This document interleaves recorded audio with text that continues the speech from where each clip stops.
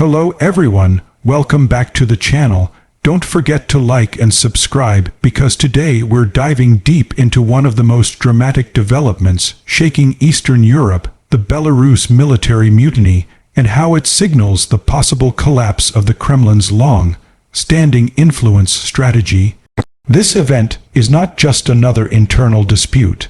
It's a shockwave that could rewrite the political and military dynamics between Belarus, Russia, and the wider region. The mutiny within the Belarusian armed forces didn't emerge overnight. For years, tension has been simmering beneath the surface as the military found itself torn between loyalty to President Alexander Lukashenko and frustration with being dragged into Moscow's geopolitical games. Since Russia's invasion of Ukraine in 2022, Lukashenko's regime has faced mounting pressure from both the Kremlin and his own people. The Belarusian army, traditionally seen as disciplined and obedient, has now become a symbol of rebellion and resistance, a turning point that no one in Moscow anticipated. Reports suggest that mid-ranking officers and several battalions openly defied orders related to joint operations with Russian forces. This defiance marks the first time Belarusian soldiers have publicly refused direct cooperation with Russian command structures. The decision appears to have been fueled by discontent over being treated as expendable assets in Russia's broader war efforts. Many soldiers and officers have grown increasingly resentful of the Kremlin's dominance, seeing their national sovereignty slipping away under the pretext of allied defense. The Kremlin's grand strategy has always been to maintain control over Belarus, not necessarily through open occupation, but through deep political, economic, and military integration. Lukashenko, often described as Putin's closest ally, was crucial to that plan. In exchange for economic aid and political backing, he allowed Moscow to station troops, missiles, and surveillance infrastructure across Belarusian territory. But now, with sections of the military revolting, that strategy is crumbling. The mutiny exposes a critical weakness in Putin's power projection model, the assumption that alliances built on coercion and dependency would remain unbreakable. Belarus was supposed to be a stable satellite state, a secure rear flank for Russia's military ambitions. Instead, it's turning into a liability. Internal communications reportedly intercepted by Western intelligence indicate that some Belarusian officers have been in secret contact with opposition groups, sharing information and expressing unwillingness to suppress civilian protests if they erupt again. That's a massive red flag for both Minsk and Moscow. The situation has left Lukashenko in a corner.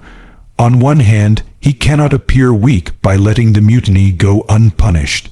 On the other hand, any harsh crackdown could spark a wider uprising not just among the troops, but across the population, which still remembers the massive protests of 2020.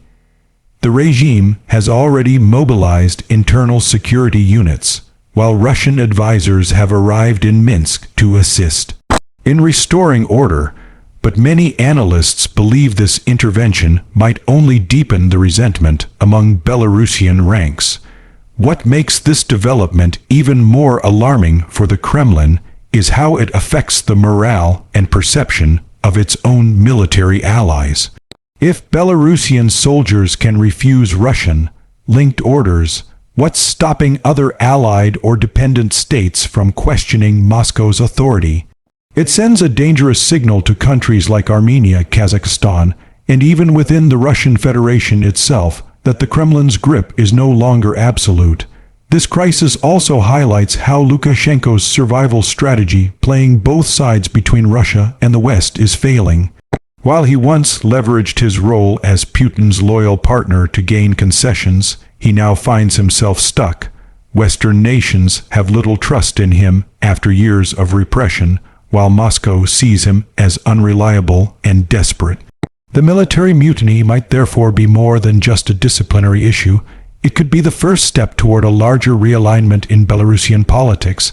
There's growing speculation that some factions within the Belarusian elite are exploring ways to distance themselves from Moscow's shadow. Economic hardships, sanctions, and the loss of trade routes have left Belarus's economy fragile. The Kremlin's promises of financial relief have been slow to materialize, and the people are losing patience. With parts of the army now standing up, there's a sense that a new movement, one driven by nationalism rather than fear, is emerging. International reactions have been cautious but watchful. NATO officials have called the situation highly concerning, noting that instability in Belarus could have direct implications for the eastern flank. Ukraine, meanwhile, is viewing the mutiny as a potential strategic opportunity. If Belarusian troops refuse to assist Russia or even sabotage operations, it could significantly weaken Moscow's northern pressure on Kiev. Western intelligence services are likely monitoring communications closely, hoping to identify whether this rebellion can evolve into a broader anti-Kremlin stance within the Belarusian military. Putin's response has reportedly been furious. Sources close to the Kremlin claim that emergency meetings were held with top security officials to assess whether Russian troops stationed in Belarus might take control of key facilities if Lukashenko loses command. However, such a move could ignite more resistance and possibly trigger direct clashes between Belarusian and Russian forces, a scenario that would have been unthinkable just months ago. The Belarus military mutiny is therefore not just an isolated rebellion, it's a mirror reflecting the cracks spreading across the post-Soviet power structure. For decades, Russia maintained influence over its neighbors through fear, manipulation, and economic dependence. But this strategy is beginning to collapse under the weight of its own contradictions. Younger generations in Belarus, including many serving in the military, no longer see themselves as vassals of Moscow. They want independence, dignity, and a future defined by Belarusian choices, not Kremlin directives.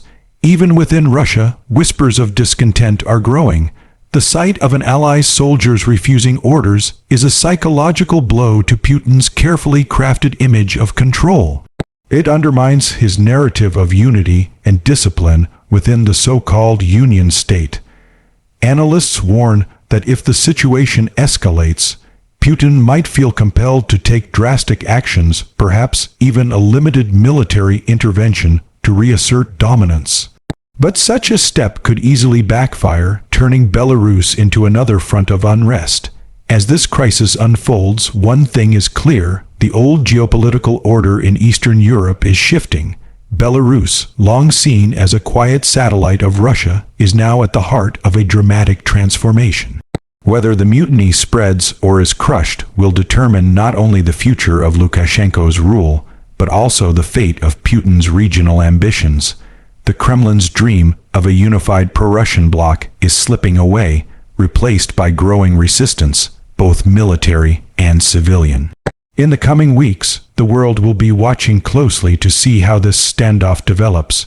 Will Lukashenko manage to regain control, or will this spark a larger rebellion that finally breaks Belarus free from Moscow's grip? Either way, the message from the soldiers is clear: loyalty cannot be forced forever. The Belarus military mutiny stands as a powerful statement that even in tightly controlled states, the desire for sovereignty and dignity can erupt at any moment, defying even the might of the Kremlin. Thanks for watching. Don't forget to like this video, subscribe to the channel, and hit the bell icon for more updates and deep analyses on world events as they unfold.